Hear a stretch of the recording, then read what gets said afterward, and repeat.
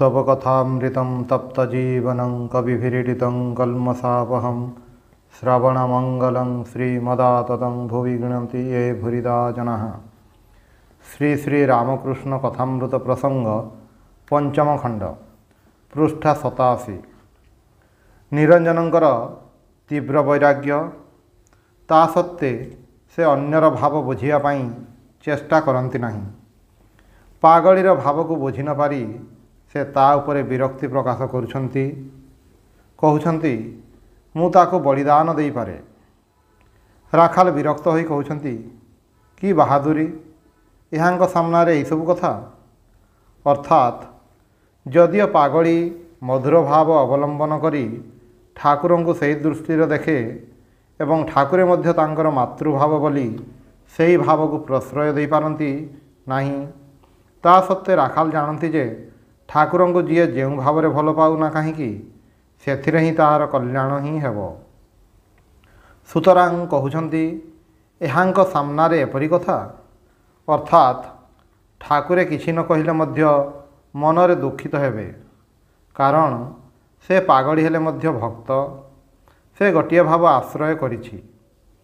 सेही भाव को प्रश्रय नदेले मध्य ठाकुरे भक्त रूपे तांकु आदर करती। सेही कथाटी राखाल बुझाइबाकू चाहुछंती। तापरे ठाकुर श्रीरामकृष्ण गिरीशंकु अर्थर मूल्य विषय कहउछंती। कामिनी कांचन ही संसार। अनेके टंका को देहर रक्त बोली मने करती, किंतु टंका को बेसी जत्न कले दिने हुए तो सबकिछि चली जाए। ठाकुर यही दुईटी कथा बारंबार कहउछंती, कामिनी और कांचन। कांचन माने कौन? जहा द्वारा आमे माने भगर वस्तु संग्रह करि पारू ताकू कहा जाए कांचन बा अर्थ। अर्थ हेउछि काम्य वस्तु लाभर उपाय, किंतु परे ताहा ही लक्ष्य होई ठिया हुए। अनेके टंका संग्रह करिवारे ही आनंद पाती। सेही टंका जे सेमानंकु भगर उपकरण देई पारे सेही कथाटा सेमानंकर आउ मने न थाए एवं सेही टंका द्वारा भगर उपकरण संग्रह मध्य करती नहीं। केवल अर्थ ही संग्रह करि चलती एवं संचय करि रखती। ठाकुरे कहउछंती एहाकू कुहा जाए कांचन रे आसक्ति। कामिनी और कांचन रे आसक्ति, यही दुईटी आसक्ति ही मनुष्य भितर प्रबल। तापरे कहउछंती अर्थ उपार्जन करी ताहार सद्व्यय करिबा उचित। जो माने टंकार सद्व्यवहार करती, यथा ठाकुर सेवा करती, साधु भक्तों सेवा करती, दान करती, सेमानंकर ही ठीक काम हुए, सेमानंकर ही जीवन सफल हुए।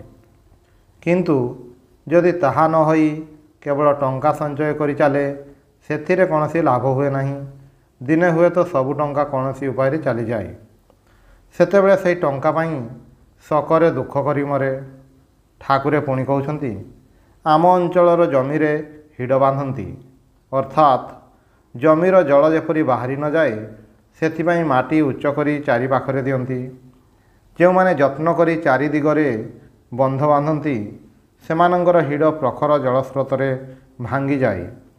जो माने गोटिए दिग खोला रखी घासर चेका दे रखती सेमानंकर जमीरे पटु पड़े और भल धान हुए।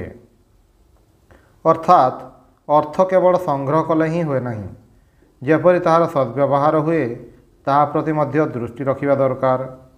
ठाकुर सेवा, साधुभक्तों सेवा, दान ए सब हेउछि अर्थर सद्व्यवहार।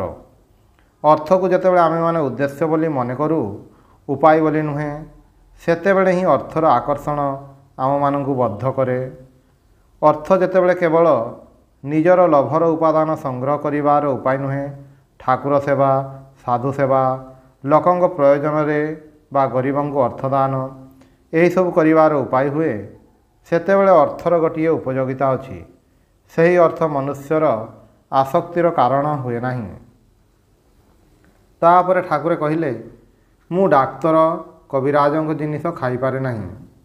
जो माने लोकंकर कष्टरू टंका रोजगार करती सेमानंक धन संपत्ति जेपरी रक्तपूज मने रखिबाकू हेबो। एठारे ठाकुरे सही डाक्तर मानंक कथा ही कहउछंती। जो माने रोगीर विपद समय चाप पकाई ଅର୍ଥ ଆଦାୟ କରନ୍ତି। ନହେଲେ ଚିକିତ୍ସା କରି ରୋଗୀଠାରୁ କୌଣସି ଅର୍ଥ ନ ନେଲେ ଡାକ୍ତରଙ୍କର ଜୀବନ ଚଳିବ କିପରି? ଜୀବିକା ପାଇଁ ପରିମିତ ଅର୍ଥ ନେଲେ ସେଥିରେ ଦୋଷ ହୁଏ ନାହିଁ। କିନ୍ତୁ ଲୋକଙ୍କର ବିପଦର ସୁଯୋଗ ନେଇ ଚାପ ପକାଇ ଅର୍ଥ ସଂଗ୍ରହ କରିବାର ସେ ବିରୋଧୀ। ଯେଉଁମାନେ ଭକ୍ତ ଅର୍ଥର ସଦ୍ବ୍ୟବହାର କରନ୍ତି ସେମାନଙ୍କୁ ଠାକୁରେ ଦୋଷ ଦେଉନାହାନ୍ତି।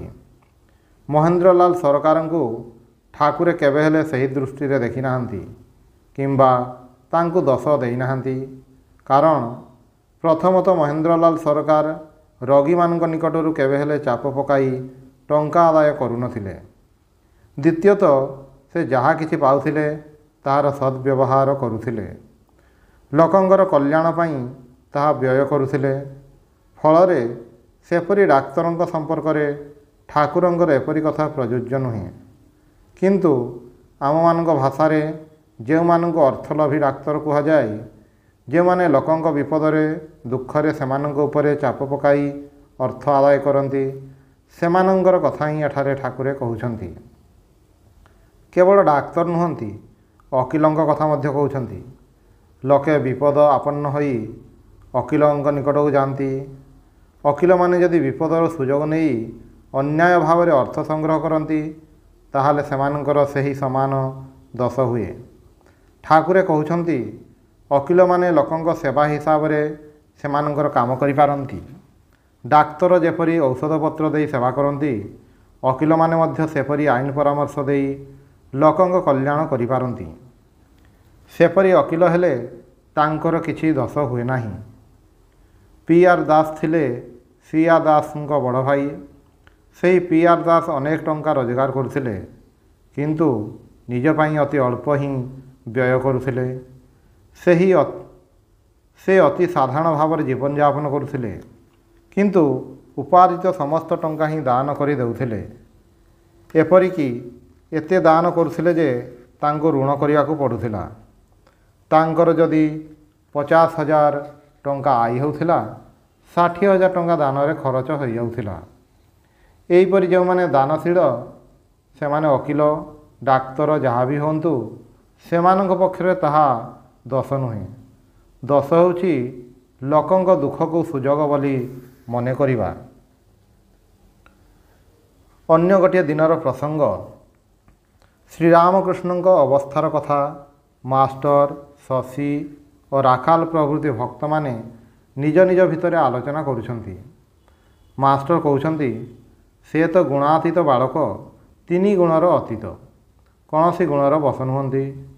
ରାଖାଲ ଦୃଷ୍ଟାନ୍ତ ଦେଉଛନ୍ତି, ଯେପରି ଗୋଟିଏ ଟାୱାର, ସେଠାରେ ବସି ସବୁ ଖବର ପାଇ ହୁଏ, ସବୁ କିଛି ଦେଖିବା ସମ୍ଭବ ହୁଏ, କିନ୍ତୁ ସେଠାକୁ କେହି ଯାଇପାରନ୍ତି ନାହିଁ, କେହି ଟେର ପାଆନ୍ତି ନାହିଁ।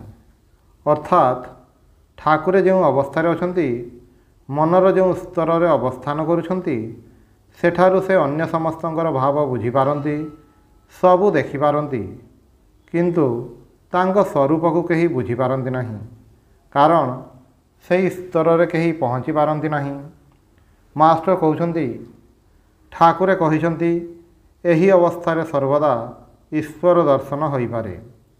ବିଷୟ ରସ ନଥିବାରୁ ଶୁଷ୍କ କାଠି ଶୀଘ୍ର ନିଆଁ ଧରିଯାଏ। ଠାକୁରଙ୍କ ପରି ତୀବ୍ର ବୈରାଗ୍ୟପୂର୍ଣ୍ଣ ମନ ହେଲେ ଈଶ୍ୱର ଦର୍ଶନ ହୋଇପାରେ। ବିଷୟରେ ମନ ମଗ୍ନ ହୋଇ ରହିଥାଏ ବୋଲି ଲୋକମାନଙ୍କର ଈଶ୍ୱରଙ୍କ ସମ୍ବନ୍ଧରେ ଉଦ୍ଦୀପନା ଜାଗେ ନାହିଁ। ତାପରେ ଶଶୀ କହୁଛନ୍ତି, ବୁଦ୍ଧି କେତେ ପ୍ରକାରର? ଠାକୁରେ ତାହା 4କୁ କହୁଥିଲେ। ଯେଉଁ ବୁଦ୍ଧିରେ ଭଗବାନ ଲାଭ ହୁଏ ସେହି ବୁଦ୍ଧି ହିଁ ବୁଦ୍ଧି। ଯେଉଁ ବୁଦ୍ଧିରେ ଟଙ୍କା ହୁଏ, ଘର ହୁଏ, ଡେପୁଟିର କର୍ମ ହୁଏ, ଓକିଲ ହୁଏ, ସେହି ବୁଦ୍ଧି ଚୁଡ଼ାଭିଜା ବୁଦ୍ଧି। ଅର୍ଥାତ୍ ଏପରି ନିକୃଷ୍ଟ ସ୍ତରର ଦହି ଯାହାଦ୍ୱାରା କେବଳ ଚୁଡ଼ା ଭିଜାଇ ହୁଏ, ତାହାର କୌଣସି ସ୍ୱାଦ ନାହିଁ। ସେହି ଦହି ଉଚ୍ଚ ସ୍ତରର ଦହି ନୁହେଁ। ଯେଉଁ ବୁଦ୍ଧିରେ ଭଗବାନ ଲାଭ ହୁଏ ସେହି ବୁଦ୍ଧି ମୋଟା ବସା ଦହି ଭଳି ଉତ୍କୃଷ୍ଟ। ଠାକୁରେ ଆହୁରି ମଧ୍ୟ କହିଛନ୍ତି, ସା ଚାତୁରୀ ଚାତୁରୀ, ସେହି ବୁଦ୍ଧି ହିଁ ଠିକ୍ ବୁଦ୍ଧି ଯାହାଦ୍ୱାରା ଭଗବାନ ଲାଭ ହୁଏ। କାଳୀ ତପସ୍ୱୀ ଯିଏ ପରେ ସ୍ୱାମୀ ଅଭେଦାନନ୍ଦଙ୍କ ନାମରେ ପରିଚିତ ହୋଇଛନ୍ତି, ତାଙ୍କ କଥା ହେଉଛି, ଠାକୁରଙ୍କ ନିକଟରେ ସେ କହିଥିଲେ, ଆନନ୍ଦ କ'ଣ ହେବ? ସାନ୍ତାଳମାନଙ୍କର ତ ଆନନ୍ଦ ଅଛି। ଅର୍ଥାତ୍ ଆନନ୍ଦ ଶବ୍ଦଟିକୁ ସେ ସାଧାରଣ ଭାବରେ ଗ୍ରହଣ କରି ସକଳ ଆନନ୍ଦ ହିଁ ପରିହାର୍ଯ୍ୟ ବୋଲି ଭାବୁଛନ୍ତି। କାରଣ ଯାହା ମନକୁ ପ୍ରସନ୍ନ କରେ ତାକୁ ହିଁ ସେ ଆନନ୍ଦ ମନେ କରୁଛନ୍ତି। ସାଂସାରିକ ଆନନ୍ଦ ମଧ୍ୟ ମନକୁ ପ୍ରସନ୍ନ କରେ। ଫଳରେ ପ୍ରତ୍ୟେକ ପ୍ରକାରର ଆନନ୍ଦ ଯେ କାମ୍ୟ ତାହା ନୁହେଁ। ସୁଖ ଦୁଃଖ ଭଲ ମନ୍ଦ ଏସବୁର ପରପାରିକୁ ଯିବାକୁ ହେବ। ଏହି କଥା ହିଁ କାଳି କହୁଛନ୍ତି।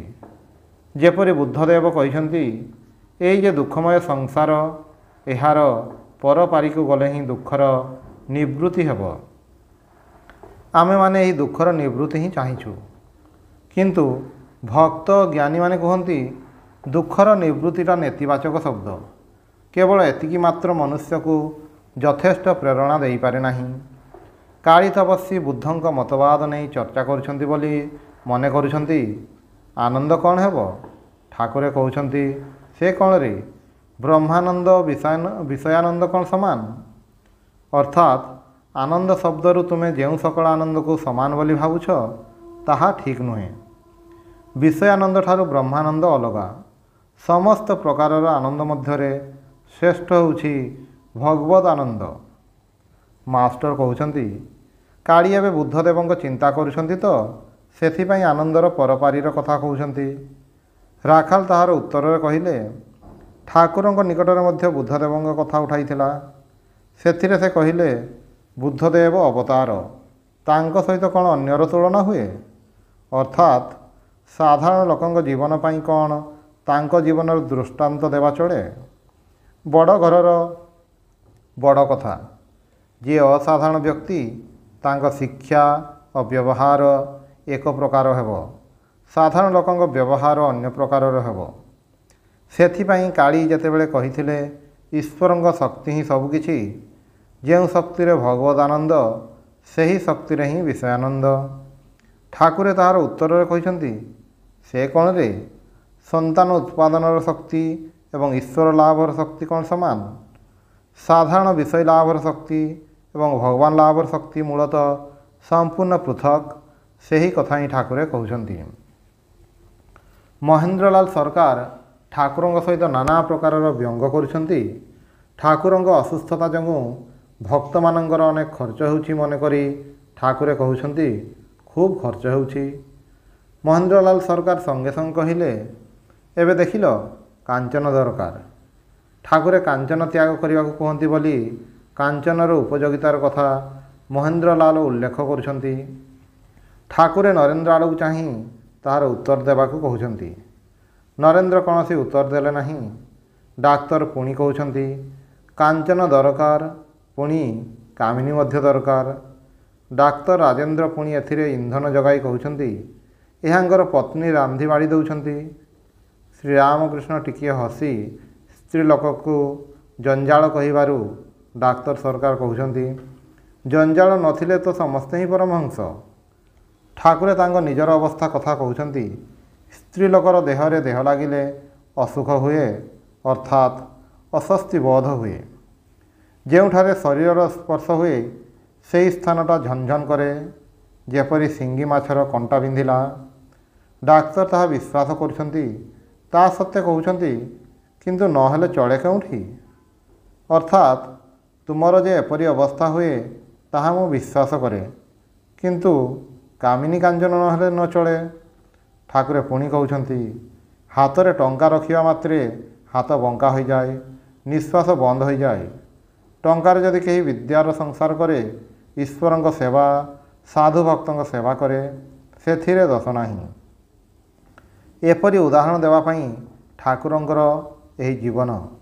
କାମିନୀ କାଞ୍ଚନରେ ଆସକ୍ତି କିପରି ସମ୍ପୂର୍ଣ୍ଣ ତ୍ୟାଗ କରିବାକୁ ହୁଏ, ତାହାର ହିଁ ଦୃଷ୍ଟାନ୍ତ ତାଙ୍କ ଜୀବନ ମାଧ୍ୟମରେ ଦେଖାଉଛନ୍ତି। ତାପରେ କହୁଛନ୍ତି, ସ୍ତ୍ରୀ ଲୋକଙ୍କ ସଙ୍ଗରେ ରହି ମାୟାର ସଂସାର କରିବା, ସେଥିରେ ଈଶ୍ୱରଙ୍କୁ ଭୁଲିଯାଏ। ଠାକୁରଙ୍କ କଥାଗୁଡ଼ିକ ବିଶେଷ ଅନୁଧାବନ ଯୋଗ୍ୟ। ପ୍ରତ୍ୟେକ ସ୍ତ୍ରୀ ଲୋକ ଯେ ଦୋଷୀ ତାହା ନୁହେଁ। ସେମାନଙ୍କୁ ନେଇ ମାୟାର ସଂସାର କଲେ ମାୟା ଈଶ୍ୱରଙ୍କୁ ଭୁଲାଇ ଦିଏ। ସେଥିପାଇଁ ଠାକୁରେ କହୁଛନ୍ତି, ସେଥିରୁ ଦୂରେଇ ରୁହ।